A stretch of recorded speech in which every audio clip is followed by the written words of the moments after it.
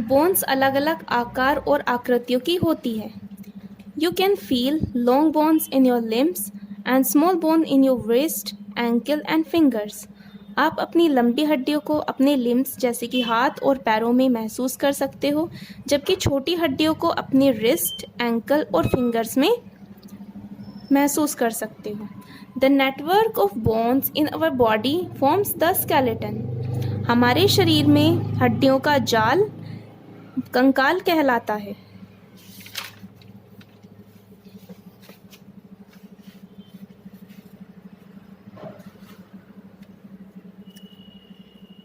The earlobe and the tip of the nose are made of a substance not as hard as a bone.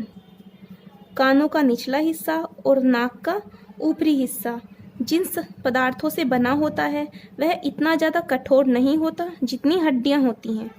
This is called a cartilage. यह पदार्थ cartilage होता है। Each bone is hard outside and has a spongy tissue inside. प्रत्येक हड्डियाँ बाहर से कठोर होती हैं जबकि अंदर से यह कोमल टिश्यू की बनी हुई होती हैं। The long bones of the body have a central cavity filled with bone marrow. लंबी हड्डियों में अंदर गुहा होती है, अंदर से स्पेस होता है जिसमें बोन मैरो भरी हुई होती है। Bone marrow makes different blood cells. Bone marrow अलग अलग प्रकार की ब्लड सेल्स बनाती हैं। Bones are composed of calcium, phosphorus and fibres matter.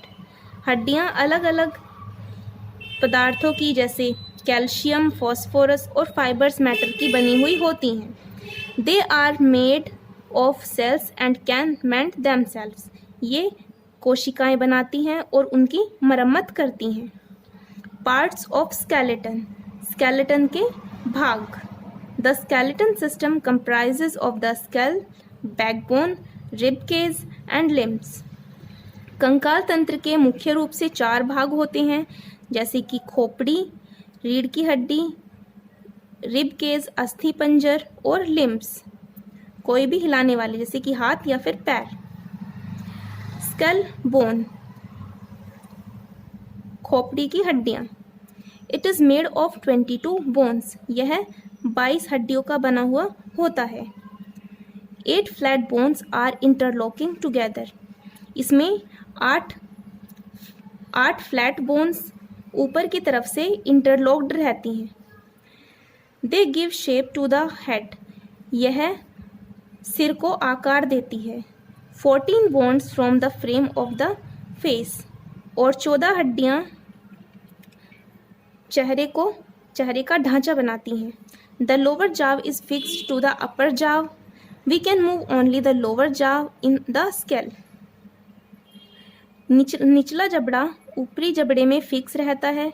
हम अपने स्कल में केवल निचला जबड़ा ही हिला सकते हैं। The skull protects the delicate brain. खोपड़ी नाजुक हिस्सा दिमाग की रक्षा करती है। The skull also has holes for eyes and nose. खोपड़ी में नाक के लिए और आँखों के लिए गड्ढे भी होते हैं। बैकबोन और spine. The backbone forms the main axis of the body. Backbone शरीर की मेन एक्सिस बनाती है। कमर की हड्डी शरीर के मुख्य अक्ष को बनाती है। But it is not made up of a single long bone. लेकिन यह केवल अकेली एक हड्डी की नहीं बनी हुई होती है। It consist of a series of 33 bones, 33 small bones.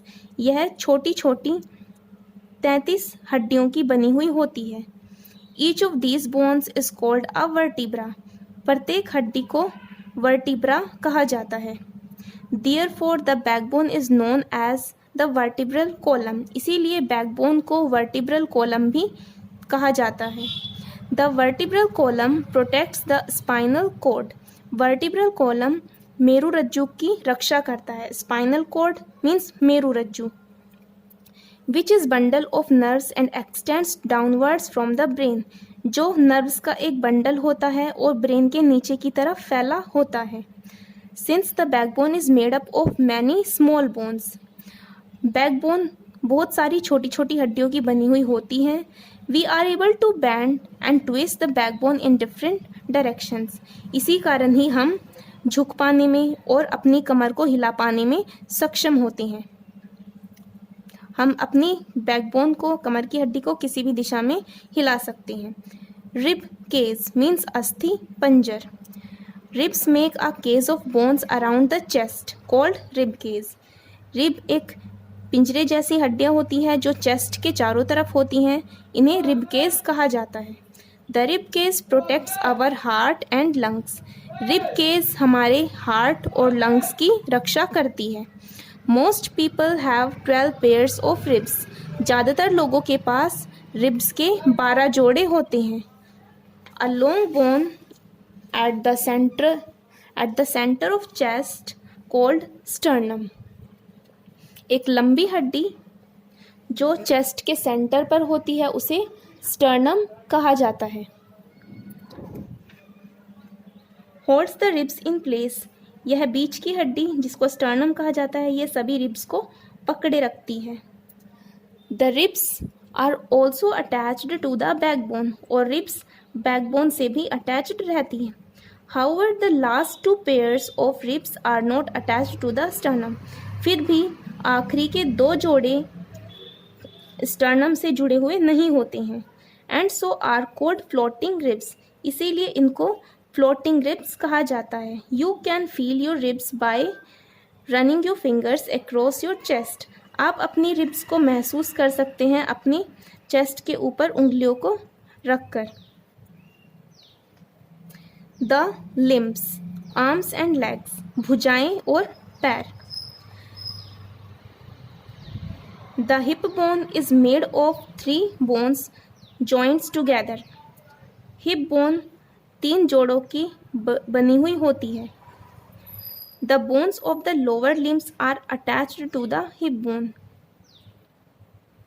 Lower limbs यानी कि पैरों की हड्डियां हिप बोन से जुड़ी हुई होती हैं।